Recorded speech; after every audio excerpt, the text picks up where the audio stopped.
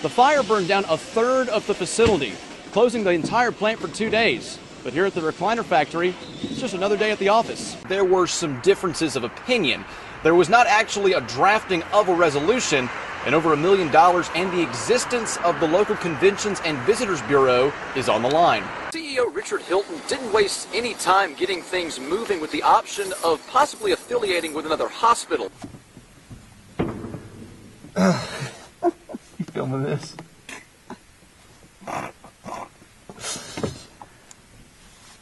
We actually came here earlier in the morning to avoid those crowds, but there were still people coming in and coming out, exchanging and returning gifts they received the Christmas holiday. If you listen to the 5, you'll notice I've lost my jacket because it is heated in the City Hall of Aberdeen. Here at the Baptist Golden Triangle campus, the victim actually came via personal vehicle. In your home, glass of hot chocolate, by a fireplace, enjoying WCBI News, telling you not to go out while we're going out, so it could be seen as hypocrisy if you want to look at it that way, but we're doing it for your safety. So stay tuned, guys, for 5 and 6 WCBI. We'll bring you your news. South Lamar isn't taking any chances this flu season and has installed hand sanitizer dispensers into all of their hallways. The fire is fully involved.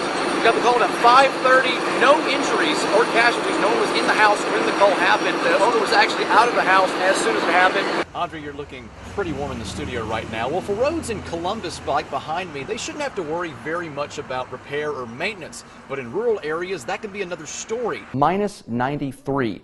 It tied with Armstrong, Ontario as the second coldest spot in the world. For exposed water pipes and drafty rooms, the phrase better late than never might not be applicable for fixing these problems. We're talking about nearly $2 million that stands to go away. However, Link leaders believe there is a way to keep the restaurant tax. And in a broader sense, it means there's more shuffling to come with all the chess pieces as it relates to the future of our federal delegation. You say we won't see much snow, but is there a chance we see snow? Maybe. There's a long way out. Okay, well, we'll go with that, guys. Thank you so much for joining us. Have a great rest of your evening.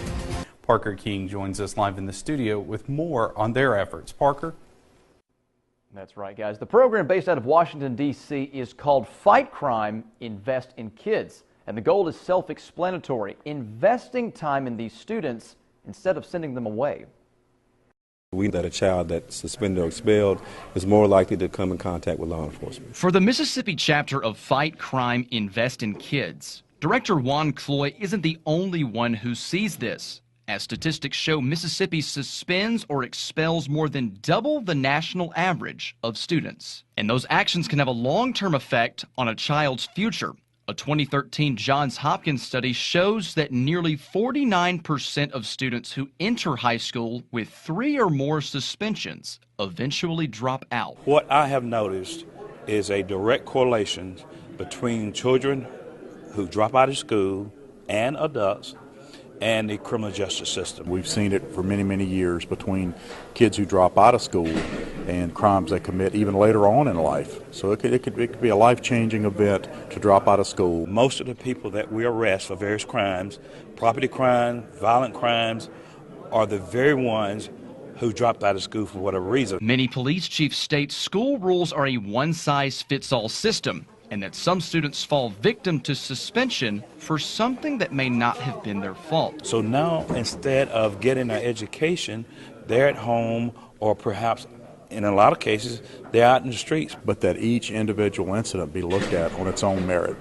and determine at that point if there's something else that can be done with this particular child on this particular issue. According to Cloy, there are already alternative solutions in place. You have several programs that are evidence-based, right? You have restorative justice and you have PBIS, and this deals with reconciliation, so to speak, and good behavior. Instead of recognizing bad behavior, we recognize good behavior. The catch is these programs are approved on a district-to-district basis. Schools switching to these methods can help Fight Crime, Invest in Kids accomplish their goal. In helping us say to school districts to keep these kids in school as opposed to suspending or expelling them.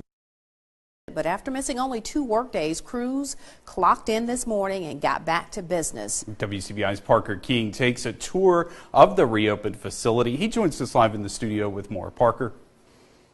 Just to clarify, guys, only the recliner plant has been reopened. But given the extent of the damage and the fact that cleanup only happens for 4 days, the mood in Ecru is pretty upbeat, and workers were happy to come back to another day working for American Furniture.